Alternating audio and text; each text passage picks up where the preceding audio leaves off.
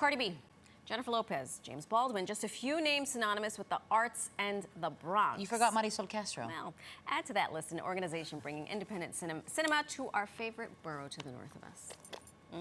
So the Bronx Independent Cinema Center is a nonprofit creating a space for independent local films in the Bronx while also being an incubator for local film makers. It has success written all over it.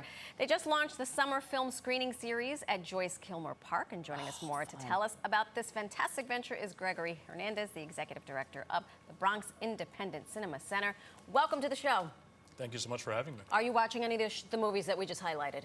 Yes, I am actually. Are you a horror movie guy? I like horror movies. I produce a couple of myself. Okay, you know what? We're out of our league. First of all, born and raised in the Bronx, near and dear to me, I'm so happy to see this glow up of the Bronx. And I wonder if you could talk to us about what you hope to accomplish with your organization, because it certainly didn't exist when I was coming up. Yeah, I mean, inequity poses obstacles to people in the Bronx, specifically for poor and immigrant communities. I'm a Bronx native, I'm a filmmaker, I live in the poorest congressional district in the country, and we're advocating to develop an indie cinema, an incubator, so that way you have a space, a cultural hub, a third space to watch and indulge cinema, as well as learn the business. For people who don't know, what is an incubator? Yeah, so it's a space where you can concentrate and learn specific crafts, as well as understanding how you can thrive as well as go up in a particular industry. So it's where we can teach people how to find success in a particular industry that they have interest in. So this is a multifaceted situation, but what we want to get into the fun side of it first. So what are some of the films that are going to be featured in the summer film screening series? Yeah, people expect to watch local, independent, art house, and foreign films. We just screened Row in the Stardust, which is a space fantasy short film by Eunice Levi, who's a first-generation Dominican-American from the Bronx, as well as Black Girl. It's a 1966 film. And upcoming is what was the last movie theater in Washington Heights, as well as my own movie, 1.5 Million, which is a documentary on literacy in the Bronx. With that, you just teed yourself up, because in addition to all the things you do, you did produce this movie, 1.5 million. What does that number refer to? First question. Yep. And what did you learn or discover when you made this film? Yeah, 1.5 million refers to the population of the Bronx currently, the estimated population of the Bronx. And essentially what I learned is what happened when the last bookstore in the Bronx closed in 2016.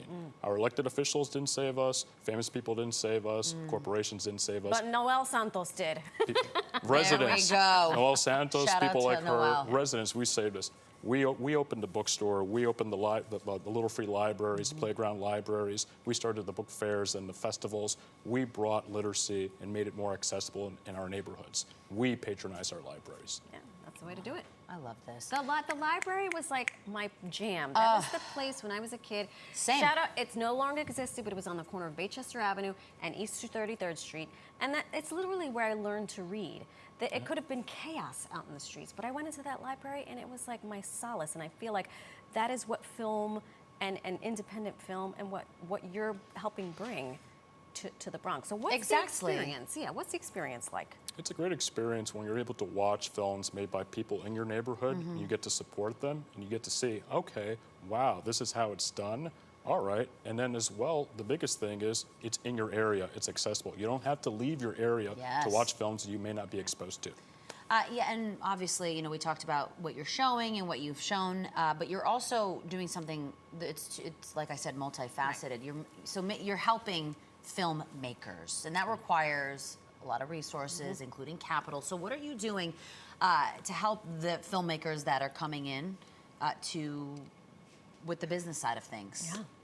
In addition to the screenings and exposing their works, we also have workshops, a monthly workshop series that focuses on how to market, understanding how to write a film business plan, how to get into film festivals, really how to have a long and sustainable career. That's what we want. We want to focus on the business side of it, because so much oftentimes in school, you focus on theory, craft, the tech side. That's great, that's saturated, but the model, but in order to be a complete filmmaker, have a long career, we're providing a model that doesn't exist. It's going to be a game changer, how we can really support and allow people to thrive and actually have a long-term career in terms of making a film. How do you know you find success as a filmmaker? by making one film and being able to make the next one. Exactly. Do you have to be a filmmaker in the Bronx to join this organization or become a part of this organization, or is No, it you- open to everyone else? It's open to anyone. So if Alex and I want to go check out a flick, what's the vibe? Bring us to Joyce Kilmer. If you've not been to Joyce Kilmer, by the way, not. go. It is Central Park is not the only gig in town, I'm here to say. So Yes. tell us about the experience. Yeah, I mean, Joyce Kilmer Park is first of all, it's so accessible. Yeah. It's near the Yankee Stadium area, 161st Street, as well as it's a very chill vibe. So you come bring your lawn chair, your picnic blanket, your snacks, and come out, as you see, and come out and enjoy yourself within your local community and watch films that you may not know that you need to know. You need to watch these films because you're not exposed to it. We're curating the programming for you. So you're like, wow, I didn't know anything about this. It's thought-provoking, it's educational, it's engaging, it's different. Yeah, it Oh, is. that's fantastic. Now, you're also one of the creators Yeah. of Bronx Film 48, a 2-day filmmaking challenge, and the Uptown Films podcast, which focuses on cinema uptown. So talk to us about the importance of building up the what you're doing with these projects, in addition to what else you're doing, and why that's important for your community. It's so important because you just break those words down.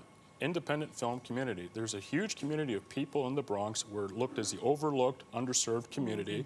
And this community of people that are making films, producing films independently. They're putting their own money and they need support. If we can all band together, collaborate, and form a coalition, we'll find that our chances of success go up There we go. significantly. If one of us Takes wins, a we all village, win. exactly. Gregory, thank you so much. Bravo to you. Thank you. And congrats on all the ventures. Everything, all the things. Thank We have a date with Joyce Kilmer. Please you. take Come me out. there. It's not just a. It's not just Yankee Stadium at 161. No, Joyce Kilmer is not just the rest stop on the Jersey Turnpike. It is a beautiful Now you park. speak my in the language. Bronx. Go to the website to learn more about the summer film screening series and the Bronx Independent Cinema Center.